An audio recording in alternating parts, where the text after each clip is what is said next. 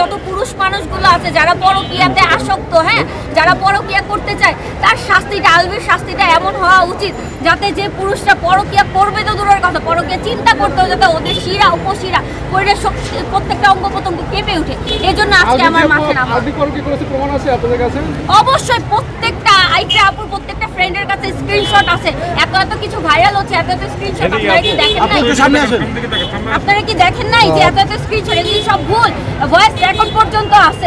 ওই মানে কি বলবো, যে ব্যক্তি গালি জানে না, গালি পারে না, আমি তো গালিতে এক্সপার্ট, বাট এখন তো দিতে পারছি না, তার মুখ দিয়ে ওই শয়তানের বাচ্চার জন্য গালি এসে পড়লো, কি বলবো? আচ্ছা আপু, আপনি পুরুষ পরকীয়ার কথা বললো, ওনাকে কুলাঙ্গার বললেন, আসলে যে মেয়েটি ওনার সাথে পরকীয়া করেছে। যুক্তরাষ্ট্রের 1 নম্বর জিম চেইন গোল্ড জিম এখন আবারও বাংলাদেশে। বসুন্ধরা আবাসিক এলাকা ও বসুন্ধরা সিটি শপিং মলে।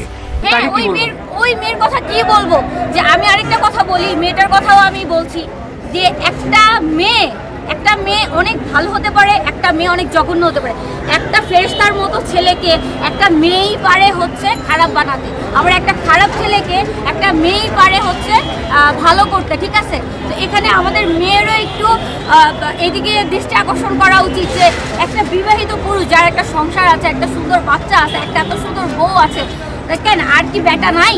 অন্য কোনো বেটা নাই? অন্য কোনো পুরুষ নাই? অন্য কোনো আর্থিকভাবে সচ্ছলতা আর কেউ নাই?